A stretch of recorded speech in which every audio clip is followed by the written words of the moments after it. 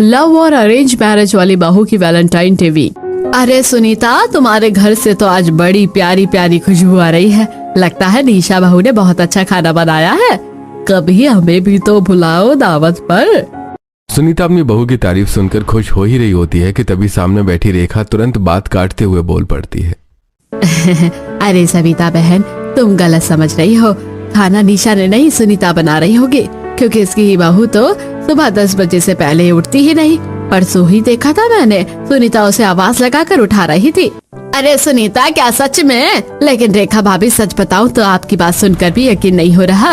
वैसे तो लोग कहते हैं कि लव मैरिज वाली बहुएं ऐसी ही होती है, मगर निशा को देखकर तो ऐसा लगता ही नहीं। वो तो हर वक्त कुछ न कुछ काम करती हुई नजर आती है। हाँ, उसका रहन सहन थोड़ा अलग जरूर है। अरे तो मैं झूठ क्यों बोलूंगी भला? सब मेरी बहू जैसी थोड़ी होती है। मेरी बहू तो सुबह सबसे पहले उठती है, पूरा घर साफ करती है, नहाकर मंदिर में पूजा पाठ करती है और फिर किचन में जाती है। सच कहूँ तो उसके आने से मेरे घर में रौनक आ गई है, खुशियाँ आ गई है। हाँ, तो ये तो बहुत ही अच्छी बात है रेखा, लेकिन मेरी बहू भी कम नहीं है। और सबसे बड़ी बात, मेरा बेटा बहुत खुश है। उसने अपनी पसंद से शादी की है। और हमें क्या चाहिए? हमें तो समय पर 2 वक्त की रोटी मिल जाए, बस वही काफी है। हाँ सुनीता बहन, बिल्कुल सही कह रही हो तुम। अच्छा चलो, अब हम चलते हैं, बहुत देर हो गई है, बच्चे इंतजार कर रहे होंगे। चारों पड़ोसनें काफी देर तक बैठकर बातें करती रहती हैं। फिर सविता और कांता उठकर अपने अपने घर चली जाती हैं। दरअसल सुनीता की बहू लव मैरिज वाली है और रेखा की बहू अरेंज मैरिज वाली। रेखा हमेशा अपनी बहू की तारीफ करती रहती है। उधर रेखा अपने घर लौट आती है। इधर कमरे में नेहा अपनी दोस्त सिया से फोन पर बातें कर रही होती है। नेहा, तुम्हारी शादी को इतने दिन हो गए हैं, तुम कहीं बाहर घूमने नहीं गई साहिल के साथ? या साहिल तुम्हें कहीं लेकर ही नहीं जाता? अरे नहीं यार, ऐसी कोई बात नहीं है। वो तो कहते रहते हैं कि डिनर पर चले, शॉपिंग करने चले, बस मैं ही मना कर देती हूँ। अरे तू तो ज्यादा ही समझदार बनाई है। अब मना करती रहेगी तो क्या बुढ़ापे में घूमेगी? अच्छा एक काम कर, आज ना हम दोनों अपने अपने पतियों के साथ रेस्टोरेंट में मिलते हैं। साहिल को बोलकर वहीं आ जाना, मैं लोकेशन भेज दूंगी। इतना कहकर सिया फोन रख देती है। इधर नेहा तुरंत साहिल को कॉल करके सारी बातें बता देती है। अगर आज काम जल्दी हो जाए तो घर थोड़ा जल्दी आ जाना। सिया और उसका हस्बैंड भी शहर में आए हैं, साथ में डिनर का प्लान है। हाँ ठीक है, अगर काम जल्दी हो गया तो आ जाऊंगा। साहिल हल्के से फोन रख देता है। इधर नेहा जल्दी जल्दी डिनर बनाती है और फिर एक प्यारी सी साड़ी पहनकर तैयार हो जाती है। बाहर हल्की ठंड होती है, इसलिए वो ऊपर से एक ट्रेंच कोट भी डाल लेती है। तभी रेखा कमरे में आती है और नेहा को तैयार देखकर पूछती है, अरे बेटा, तुम दोनों कहीं जा रहे हो क्या? हाँ मम्मी, आज डिनर का प्लान है।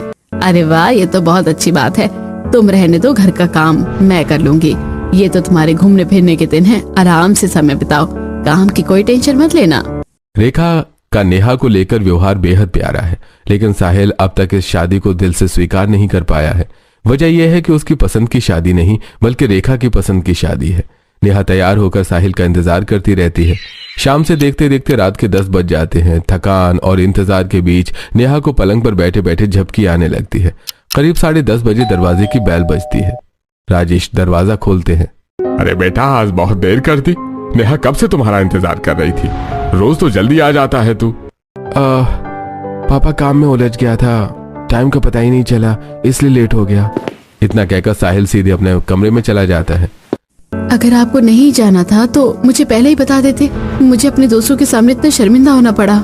मैं ऑफिस में बैठकर टाइम पास नहीं कर रहा था, पूरा दिन बॉस की डांट सुनते हुए काम कर रहा था और आते ही तुम्हारी शिकायतें। हल्की ठंड भरी रात में नेहा का दिल और भी ज्यादा ठंडा पड़ जाता है। उसकी आंखों में आंसू होते हैं, लेकिन वो चुपचाप खुद को संभाल लेती है। नेहा साहिल का मूड समझ जाती है, लेकिन फिर भी वो खुद को संभालते हुए नॉर्मल बिहेव करती है, जबकि इतना इंतजार करने के बाद उसके दिल में भी बहुत गुस्सा और उदासी भरी होती है। मैं आपके लिए खाना लगा दूं? अरे नहीं, मैं बाहर से ही डिनर करके आया हूँ। ये सुनते ही नेहा का दिल जैसे टूट सा जाता है। वो कब से उसकी राह देख रही थी, लेकिन साहिल को उसकी कोई फिक्र ही नहीं थी। ऐसे ही रात से सुबह हो जाती है। इधर निशा और कुणाल अपनी जिंदगी में मस्त थे। सुबह सुबह निशा उठकर कुणाल की पसंद का नाश्ता बनाती है, उसके लिए अलग अलग तरीकों से लंच पैक करती है।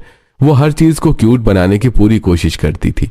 निशा किचन से कॉफी और ब्रेड लेकर कुणाल के कमरे में आती है। गुड मॉर्निंग पतिदेव, ये लीजिए आपका ब्रेकफास्ट। आज आप थोड़े लेट उठे हैं, इसलिए मैं यही लेकर आ गई। निशा ने ब्रेड को दिल के शेप में काट रखा था। अरे निशा, ये क्या है? ये तुम्हारा दिल है या मेरा? अब किसी का भी समझ लीजिए, बातें मत बनाइए, जल्दी से नाश्ता कीजिए। मैंने आपके लिए लंच पैक कर दिया है। आपकी फेवरेट मटर पनीर और मेथी के पराठे। अरे वो सब तो ठीक है, लेकिन मेरी टाई ठीक से सेट नहीं हो रही है, पहले इसे सेट कर दो। निशा कुणाल की टाई ठीक करने के लिए उसके गले में हाथ डालती है, तभी कुणाल अचानक उसे खींचकर प्यार से गले लगा लेता है। अरे अब लेट नहीं हो रहा क्या? छोड़िए मुझे, वरना ऑफिस में बॉस की डांट सुननी पड़ेगी। यार तुम्हें छोड़कर जाने का मन ही नहीं करता, ऐसा मन करता है कि दिन भर तुम्हें आंखों के सामने बिठा कर निहारता रहूं। बस बस बातें मत बनाइए, जल्दी चलिए वरना लेट हो जाएगा। हर रोज की तरह निशा कुणाल को उसका लंच बॉक्स देती है और दरवाजे तक छोड़ने आती है। जैसे वो बाहर उसे सी ऑफ करके लौटती है, अंदर से नरेश की आवाज आती है। अरे भाई सुनीता, निशा, कहाँ गए तुम सब लोग? मुझे भी चाय पानी दे दो। बहू तो आपके कमरे में ही चाय लेकर गई थी, लेकिन आप तब योग कर रहे थे। रुकिए, मैं अभी आपके लिए गर्मा गर्म लेकर आती हूँ। अभी अभी वो कुणाल को बाहर तक छोड़ने गई है। सुनीता हॉल में बैठे नरेश को चाय देती है, तभी नरेश कहता है, अरे भाई वैसे सुनीता, एक काम तो बहुत अच्छा हुआ कि हमने कुणाल की बात मान ली और उसकी पसंद से शादी कर दी। कम से कम हमारे बच्चे तो खुश हैं। हाँ हाँ बिल्कुल सही कह रहे हो, वरना लोग अरेंज मैरिज में सारी जिंदगी समझौते करते रह जाते हैं। ऐसी दोनों पति पत्नी बैठकर चाय पीते हुए बातें करते हैं। उधर निशा भी घर के सारे काम निपटाकर खाली वक्त में कुणाल को अपनी क्लिक की हुई प्यारी प्यारी तस्वीरें भेजती रहती है। इन दोनों की जिंदगी बहुत अच्छे से चल रही थी। उधर नेहा की जिंदगी उसी बोरिंग रूटीन में ढल चुकी थी। रोज सुबह उठना, खाना बनाना, घर संभालना और फिर चुपचाप सो जाना। आज मोहल्ले में सविता के घर एक छोटा सा कीर्तन रखा गया था, जिसमें सारी औरतें जाती हैं। वहां से लौटते समय रेखा कांता से कहती है, कांता, तेरी बहू तो वाकई ही बहुत अच्छी है। सच कहूँ तो तूने मुझे भी बहुत अच्छा रिश्ता बता दिया। अरेंज मैरिज वाली बहुएं बहुत संस्कारी होती है। तेरी बहू ने तो पूरे कीर्तन में सिर पर पल्ला, जोर से हंसी भी नहीं, यहाँ तक कि नाचते हुए भी घूंघट नहीं हटाया। हाँ भाभी, आप सही कह रही हो। मैंने भी आज तक अपनी नेहा बिटिया का पूरा चेहरा ढंग से नहीं देखा। और वो लव मैरिज वाली बहुएं, सुनीता की बहू को ही देख लो, रात को भी जोर जोर से हंसती रहती है। कुणाल के साथ बालकनी में 2-2 बजे तक खड़ी रहती है। पता नहीं लोगों को नींद भी आती है या नहीं। मेरी बहू तो मेरे सामने साहिल के पास बैठती तक नहीं। रेखा बिना किसी के मौके के भी अपनी बहू की तारीफ और निशा की बुराई कर देती है। उसके मन में ये बात घर कर गई थी कि लव मैरिज वाली बहू हमेशा गलत और अरेंज मैरिज वाली बहू ही सबसे अच्छी होती है। ऐसे ही दिन बीतते जाते हैं। एक दिन नेहा बालकनी में कपड़े सुखा रही थी। हल्की ठंड की हवा चल रही होती है, तभी सामने वाली छत पर निशा भी कपड़े लेने जाती है। दोनों के घर के आमने सामने है। नेहा को देखते ही निशा मुस्कुराकर बोलती है, भाभी नमस्ते, कैसी हैं आप? अरे तुम नेहा हो ना? मम्मी बता रही थी कि तुम्हारी शादी हमारी शादी से कुछ दिन पहले ही हुई थी। हाँ, हमारी शादी 1 हफ्ता पहले ही हुई थी। अच्छा, तो फिर तुम भैया के साथ कहीं बाहर घूमने नहीं गई? मैंने तो उन्हें बाहर जाते देखा भी नहीं। लगता है ज्यादा ही बिजी रहते हैं। नहीं, ऐसा कुछ नहीं है, बस ऑफिस जाते हैं और फिर आकर थक जाते हैं। अच्छा, तो संडे अपना ही तो होता है ना, क्यों ना इस संडे प्लान बनाए? पता है यहाँ पास में एक नया रेस्टोरेंट खुला है कपल्स थीम पर, तो मुझे अपना नंबर दो, मैं तुम्हें लोकेशन भेज दूंगी। संडे को वही मिलते हैं। इस तरह दोनों का नंबर एक्सचेंज हो जाता है और देखते ही देखते संडे आ जाता है। संडे की सुबह निशा जल्दी उठ जाती है। आज उसे कुणाल के साथ पूरा दिन बाहर घूमना है। वो उसकी फेवरेट कॉफी बनाकर देती है और उसके पास बैठकर प्यार से बोलती है, आज आपके क्या प्लान है पतिदेव? अरे आज का मेरा पूरा दिन आपकी सेवा में हाजिर है मेरी प्यारी पत्नी जी। कुणाल की बातें सुनकर निशा जोर से हंस पड़ती है। अच्छा तो फिर सुनो, आज हम पहले पार्लर चलेंगे, मुझे हेयर कट और फेशियल करवाना है, उसके बाद शॉपिंग, फिर डिनर और फिर घर। As you wish my dear wife, आपका ये दूध हर समय आपकी सेवा में हाजिर रहेगा। चलो ज्यादा मक्खन मत लगाओ, जल्दी तैयार हो जाओ। और हाँ, कल से जिम ज्वाइन करनी है तुम्हें। हेल्दी खाना खिलाने की जिम्मेदारी मेरी है। देखो तो जरा कैसे मोटे होते जा रहे हो। दोनों हंसते हुए ढेर सारी बातें करते हैं। फिर पहले पार्लर, उसके बाद शॉपिंग जाते हैं। मॉल में निशा एक प्यारी सी साड़ी ट्राई करती है। कुणाल, देखो ना ये साड़ी कितनी प्यारी लग रही है। हाँ, ये कलर तुम पर बहुत जच रहा है, बिना सोचे इसे पैक करा लो। निशा जैसे ही प्राइस टैग देखती है अचानक शांत हो जाती है। साड़ी काफी महंगी होती है। कुणाल उसके चेहरे के भाव समझ जाता है और चुपचाप जाकर वही साड़ी पैक करा देता है। अरे नहीं, मैं कुछ और ट्राई कर लूं। ये साड़ी मुझे इतनी अच्छी नहीं लग रही है, इसका कलर थोड़ा फीका है। अरे हाँ, तो अच्छा लगे वो ले लो। निशा थोड़े कम दाम वाले कपड़े खरीद लेती है, लेकिन कुणाल ने उसके लिए वो महंगी साड़ी ले ही ली होती है।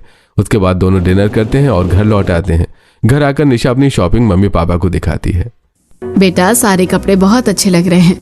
अरे मम्मी, सिर्फ मेरे लिए थोड़ी है, ये प्यारी सी साड़ी आपके लिए और पापा के लिए ये वाला कुर्ता। देखिए कुणाल का भी ऐसा है, आप दोनों ट्रेनिंग करना, बहुत अच्छे लगोगे। निशा सिर्फ अपने लिए नहीं बल्कि सबके लिए शॉपिंग करती है। उसकी यही आदत कुणाल को सबसे ज्यादा पसंद है। कमरे में जाते ही कुणाल वो साड़ी निशा को दे देता है। कुणाल, तुमने ये साड़ी खरीद ली, ये बहुत महंगी थी और उसके बाद भी तुमने मुझे इतने कपड़े दिला दिए। अरे बाबू, मैं कमाता ही तुम्हारे लिए हूँ। अगर तुम्हारे शौक पूरे नहीं कर पाऊंगा तो मेरे पैसों का क्या फायदा। इस तरह निशा और कुणाल का संडे बहुत खूबसूरती से गुजरता है। लेकिन इधर नेहा हर बार की तरह इंतजार करती ही रह जाती है। दिन ऐसे ही बीतते रहते हैं। एक दिन नेहा साहिल से धीरे से कहती है, देखो ना, मेरी सारी साड़ियाँ पुरानी हो गई हैं। आज तो आपका ऑफिस से ऑफ है, चलो ना शॉपिंग करने चलते हैं। ऑफ तो है लेकिन मुझे काम करना है, एक प्रोजेक्ट मिला है। तुम ऐसा करो, मेरा कार्ड ले जाओ और मम्मी के साथ शॉपिंग कराओ। पर मैं सोच रही थी कि बाहर डिनर भी कर लेंगे। देखो ना, शादी के बाद हम कहीं भी नहीं गए हैं। बाहर का खाना बहुत अनहेल्दी होता है, तुम घर पर ही कुछ अच्छा बना लो।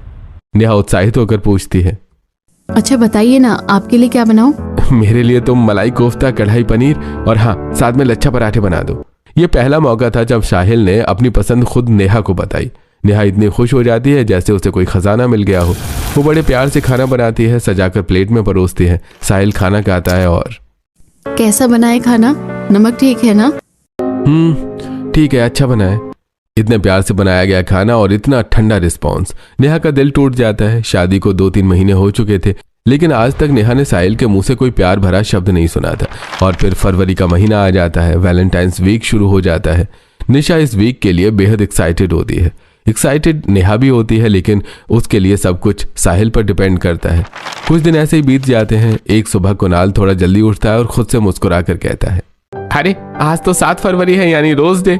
जल्दी से मैडम के लिए गुलाब ऑर्डर कर देता हूँ, उसके बाद सो जाऊंगा। इतना सोचकर कुणाल अपने मोबाइल से निशा के लिए रोज डे का स्पेशल सरप्राइज ऑर्डर कर देता है और फिर चैन से वापस सो जाता है।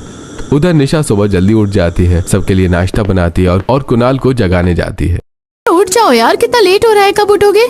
कुणाल आंखें मलता हुआ उठता है और फ्रेश होने चला जाता है। इधर निशा मन ही मन में सोचती है, मैं तो सोच रही थी कि रोज डे पर ये मुझे सरप्राइज देगा, लेकिन इसे तो कुछ भी याद नहीं है। निशा अभी यही सोच रही होती है कि तभी डोरबेल बजती है। वो जाकर दरवाजा खोलती है। सामने डिलीवरी बॉय होता है जो एक खूबसूरत सा पैकेट देकर चला जाता है। निशा जल्दी से कमरे में जाकर पैकेट खोलती है। Wow, it's so beautiful, thank you, you are the best husband in the world. वो खुशी खुशी कुणाल की तरफ देखती है। और मेरे सामने ऐसे नाटक कर रहे थे जैसे आपको याद ही नहीं है। मैं भी सोचूं 6 साल के रिलेशनशिप के बाद कोई इतना इम्पोर्टेंट डे कैसे भूल सकता है। अरे जब तुम्हें सब पता है तो बेकार की बातें क्यों सोचती हो। इस तरह निशा और कुणाल प्यार से रोज डे मनाते हैं। उधर नेहा ने भी साहिल के लिए एक छोटा सा सरप्राइज प्लान किया होता है। वो एक गुलाब साहिल के तकिए के पास, दूसरा उसकी घड़ी के पास और तीसरा उसके टिफिन बॉक्स के ऊपर रख देती है। लेकिन साहिल तीनों गुलाबों को पूरी तरह नजरअंदाज कर देता है। वो सिर्फ टिफिन उठाता है और गुलाब वहीं छोड़कर चला जाता है। ये सब देखकर नेहा का दिल बुरी तरह से टूट जाता है। आज पहली बार रेखा भी ये सब नोटिस कर लेती है। वो राजेश से कहती है, बेचारी दिन भर कितना काम करती है, सर्दी गर्मी कुछ नहीं देखती, और ये साहिल है, इसकी फीलिंग्स की कोई कदर ही नहीं।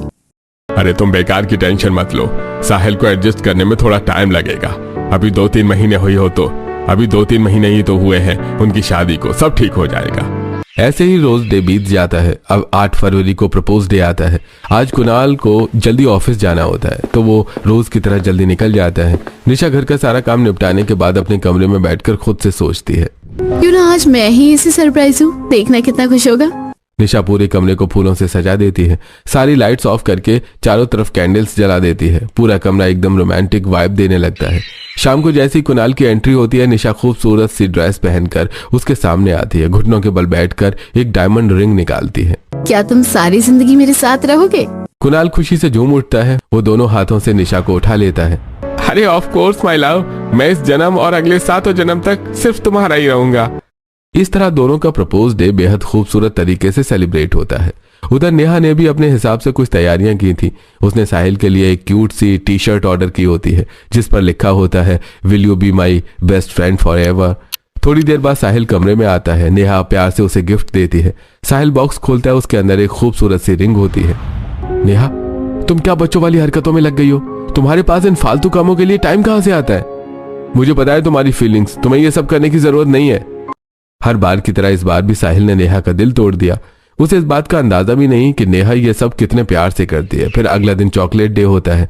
नेहा फिर भी हिम्मत नहीं हारती। उसने साहिल के लिए ढेर सारी चॉकलेट्स ऑर्डर कर रखी होती हैं। सुबह जैसे ही साहिल उठता है उसे अपने फोन के पास एक चॉकलेट रखी हुई मिलती है। वो उसे उठाकर रख लेता है। थोड़ी देर बाद ऑफिस के लिए तैयार होकर बाहर निकलने लगता है। तभी नेहा उसके पास आकर मुस्कुराते हुए एक बड़ा सा चॉकलेट बॉक्स देती है। Happy chocolate day. Thank you very much, लेकिन तुम्हें पता होना चाहिए मुझे डेयरी मिल्क बिल्कुल भी पसंद नहीं है। अब ये सब तुम ही रख लो, तुम खा लेना, मैं ऑफिस जा रहा हूँ। इस तरह आज भी साहिल ने नेहा का चॉकलेट डे बेकार कर दिया। बेचारी ने कितनी मेहनत की थी, लेकिन आज भी उसकी कोशिशें बेकार चली गईं। उधर चॉकलेट डे पर कुणाल निशा को ढेर सारी अलग अलग तरह की चॉकलेट्स गिफ्ट करता है। इतनी सारी चॉकलेट्स और मेरी फेवरेट किटकैट डेयरी मिल्क। तुम कितने अच्छे हो, तुम्हें सब कुछ कैसे याद रहता है? अरे जितनी अच्छी तुम हो मैं उससे थोड़ा कम अच्छा हूँ। बस तुम्हारे लिए हर चीज बेस्ट करना चाहता हूँ, तुम्हारे साथ खूबसूरत यादें मनाना चाहता हूँ। आओ, सच में तुम्हें पाकर मैं खुद को बहुत लकी समझती हूँ। इस तरह कुणाल और निशा का चॉकलेट डे भी बेहद खूबसूरत गुजरता है। अगले दिन टेडी डे होता है। आज नेहा कुछ क्यूट करने की कोशिश करती है। उसने एक बड़ा सा टेडी बियर कॉस्ट्यूम ऑर्डर किया होता है, जो साहिल के ऑफिस से आने से पहले डिलीवर हो जाता है। साहिल जैसे ही घर आता है, मम्मी नेहा कहाँ है? दिखाई नहीं दे रही है, क्या मायके चली गई है? नहीं बेटा, ऐसा कुछ नहीं है, यही घर पर। हाँ, उसकी मम्मी का फोन आया था, लेकिन उसने कहा कि बाद में आऊंगी। किचन में खड़ी नेहा ये सब सुन रही होती है। उसे एहसास होता है कि चलो उसके होने या ना होने से साहिल को फर्क तो पड़ता है। साहिल अपने कमरे में चला जाता है। थोड़ी देर बाद नेहा टेडी वाली ड्रेस पहनकर चुपके से उसके सामने आती है और क्यूट सी हरकतें करते हुए टेडी डे विश करती है। Happy teddy day. अरे यार, तुमने तो मुझे डरा ही दिया। ये क्या पहन रखा है तुमने? तुम तो पूरी भालू लग रही हो। आपके लिए मैं कुछ भी बन सकती हूँ। नेहा, मुझे ये सब पसंद नहीं है, मैं ऐसे ही खुश हूँ, तुम ये सब मत किया करो प्लीज। साहिल नेहा को ऊपर से समझा देता है, लेकिन उसका दिल नहीं मानता, क्योंकि वो नेहा को जरा भी प्यार नहीं दिखाता। उधर निशा ने कुणाल के लिए एक बहुत क्यूट सा टेडी बियर मंगवाया होता है। ऑफिस से आते ही वो उसे गिफ्ट करती है। हैप्पी टेडी डे, और ये रहा मेरा नया खिलौना। अरे ये तुमने अपने लिए मंगवाया है ना? हाँ, लेकिन जब तुम ऑफिस जाते हो तो मुझे बहुत याद आती है, इसलिए इसका नाम मैंने कुन्नू रखा है। निशा फीमेल टेडी कुणाल को दे देती है। अरे तो फिर इसका नाम निशु रखूंगा। दोनों हंस पड़ते हैं और इस तरह उनका टेडी डे प्यार से गुजरता है। अगला दिन प्रॉमिस डे। सुबह सुबह कुणाल बालकनी में एक छोटा सा रोमांटिक सेटअप करता है और बहाने से निशा को वहां बुलाता है। जैसे निशा सब देखती है, खुशी से चौंक जाती है। कुणाल, तुमने ये सब किया? अरे जब मेरी खूबसूरत सी पत्नी मेरे लिए नाश्ता बना रही थी। कुणाल धीरे से निशा का हाथ पकड़ता है, फूलों का बना गजरा उसके हाथों में पहनाता है और उसकी आंखों में देखकर वादा करता है, निशा इस जन्म क्या अगले 7 जन्म तक मैं तुम्हारा साथ ऐसे ही निभाऊंगा। मेरे दिल में तुम्हारे लिए प्यार कभी कम नहीं होगा। इस तरह कुणाल और निशा का प्रॉमिस डे बेहद खास बन जाता है। उधर नेहा भी साहिल का हाथ पकड़कर उसे वादा करती है, मैं हमेशा आपका साथ निभाऊंगी, सुख दुख में हमेशा आपके साथ रहूंगी। लेकिन साहिल बिना कुछ बोले चुपचाप कमरे से बाहर चला जाता है। नेहा वहीं खड़ी रह जाती है। अगला दिन हग डे। निशा पीछे से आकर कुणाल को कसकर गले लगा लेती है। दोनों देर तक एक दूसरे से बातें करते रहते हैं। उधर नेहा जब साहिल को हग करने जाती है, नेहा ये बच्चों वाली हरकतें मत किया करो, कितनी बार कहा है, देखो कितना टाइम हो गया और तुम अब तक इन ड्रामों में लगी हुई हो। मेरा सारा काम हो चुका है, अगर आपके पास मुझे हक करने के लिए 2 मिनट भी नहीं है तो इसमें मेरी कोई गलती नहीं है। इस तरह अरेंज मैरिज और लव मैरिज वाली बहुओं का वैलेंटाइंस वीक बिल्कुल अलग अलग तरीके से चल रहा था। आज 13 फरवरी यानी किस डे है। नेहा साहिल को सोता हुआ देखती है और मन ही मन में सोचती है, मैं आज तक साहिल को पत्नी की तरह छू भी नहीं पाई। हकीकत में तो ये मुमकिन ही नहीं है। वो चुपचाप उसके माथे पर एक हल्का सा किस करती है, जिसे साहिल महसूस तक नहीं करता। उधर निशा पूरे दिन बैठकर एक व्हाइट शर्ट पर अपनी लिपस्टिक से डिजाइन बनाती है। शाम को वो शर्ट कुणाल को देती है। ये लो आपका किस डे गिफ्ट। अरे इतनी खूबसूरत, क्या ये तुम्हारी असली लिप प्रिंट है?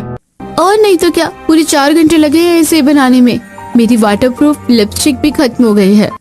अरे ये तो बहुत खूबसूरत है, और रही बात तुम्हारी लिपस्टिक की, तो मैं वो अभी ऑर्डर कर दूंगा। कुणाल धीरे से निशा को किस करता है और इस तरह उनका किस डे भी बेहद खास बन जाता है। ऐसी 14 फरवरी यानी वैलेंटाइंस डे वाला दिन आता है। साहिल और कुणाल दोनों ऑफिस चले जाते हैं। निशा नेहा को फोन करती है, नेहा आज वैलेंटाइन डे है, अगर तुम दोनों का कोई स्पेशल प्लान नहीं है तो क्या तुम हमें ज्वाइन कर सकती हो? वैसे तो साहिल बहुत बिजी रहते हैं, लेकिन आप प्लान बताओ, अगर टाइम मिला तो हम जरूर आएंगे। सिटी से बाहर एक नया रेस्टोरेंट खुला है पूरी वैलेंटाइन थीम पर। ड्रेस कोड रेड है, तुम रेड पहन लेना और साहिल के लिए ब्लैक सूट रखना। मेरी कुछ दोस्त भी आ रही है, बहुत मजा आएगा, प्लीज आने की ट्राई करना। प्लान सुनते ही नेहा के दिल में एक छोटी सी उम्मीद जगती है। नेहा तू समझ नहीं रही है यार, कुणाल ने मेरे लिए पूरा वैलेंटाइन डे वीक प्लान कर रखा है। रोज नया सरप्राइज, नए गिफ्ट्स, इतना प्यार। सच में बहुत लकी हूँ मैं। अच्छा है निशा, तू बहुत खुश है, बस यही काफी है। निशा सारी बातें बताकर फोन रख देती है। फोन करते ही नेहा अपने कमरे में बैठ जाती है और सोचों में डूब जाती है। कितनी अच्छी किस्मत है ना निशा की, कितना प्यार करने वाला पति मिला है। और एक मेरा पति है जो खुद तो कभी सरप्राइज देता ही नहीं, ऊपर से मेरे किए हुए सरप्राइज भी खराब कर देता है। तक एक भी दिन अच्छा नहीं बना तो ये वैलेंटाइन डे क्या खाक अच्छा बनेगा। वैसे भी अब मेरा मन भी नहीं है मनाने का।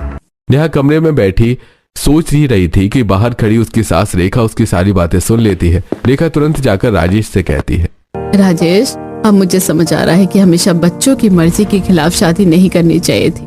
आज मेरा बेटा और बहू आपस में बिल्कुल भी खुश नहीं है। हाँ, तुम सही कह रही हो। नेहा बहू बहुत संस्कारी है। अगर कोई और लड़की होती तो कब तक का तलाक ले चुकी होती। एक तरफा रिश्ते ज्यादा दिन नहीं चलते। अब हमें ही कुछ करना पड़ेगा। नेहा बहू ने पूरे 6 दिन दिल से कोशिश की है। दोनों पति पत्नी मिलकर एक प्लान बनाते हैं। आइडिया तो बहुत अच्छा है, बस काम कर जाए। जरूर करे। रेखा नेहा के कमरे में जाकर उसे लाल रंग की साड़ी देते हुए कहती है, नेहा बेटा, आज तुम्हारी राशि में लाल रंग का पहनना बहुत शुभ बताया जा रहा है। ये साड़ी पहनकर तैयार हो जाओ, मैंने खास तुम्हारे लिए रखी थी। वैसे तो नेहा आज कुछ भी करने का उसका मन नहीं था, लेकिन वो अपनी सास की बात कभी नहीं टालती। वो चुपचाप साड़ी पहनकर तैयार हो जाती है। थोड़ी देर बाद रेखा फिर उसके कमरे में आती है। बेटा, मैं और तेरे पापा बाहर जा रहे हैं तेरे ताऊजी से मिलने। शाम को देर तक लौटेंगे, हमारे लिए खाना मत बनाना। ये कहकर रेखा और राजेश घर से निकल जाते हैं। थोड़ी देर बाद ऑफिस से साहिल भी लौट आता है। आज बड़ा थक गया हूँ यार। तभी उसका फोन बजता है। साहिल बेटा, हम शहर के बाहर खड़े हैं। एक बाइक वाले ने तुम्हारे पापा को साइड मार दी है, उन्हें चोट लग गई है, तुम जल्दी आ जाओ। मम्मी आप लोकेशन भेजो, मैं अभी आता हूँ। क्या हुआ? अरे मम्मी पापा का एक्सीडेंट हो गया है, जल्दी नीचे आओ, हमें जाना होगा। नेहा और साहिल तुरंत लोकेशन पर पहुंच जाते हैं। साहिल रेखा को फोन करके कहता है, मम्मी हम यहीं खड़े हैं, आप दोनों दिख नहीं रहे। बेटा, इस रेस्टोरेंट के अंदर आ जाओ। दोनों जैसे रेस्टोरेंट में पहुंचते हैं, पूरा माहौल देखकर हैरान रह जाते हैं। पूरा रेस्टोरेंट वैलेंटाइन थीम से सजा होता है। बेटा, वो सामने 7 नंबर की टेबल दिख रही है ना, वहीं बैठो, हमने तुम्हारे लिए बुक करवाई है। तभी राजेश फोन लेकर कहते हैं, अरे साहिल बेटा, अब तक जो हुआ उसे भूल जाओ। आज से अपनी जिंदगी की नई शुरुआत करो। हमने तुमसे जबरदस्ती शादी करवाई है, हमारी बहुत बड़ी गलती थी, लेकिन अब तुम्हारी शादी हो चुकी है, इसे पूरे दिल से निभाओ। आज का वैलेंटाइन डे तुम्हारी जिंदगी में खुशियां लेकर आए।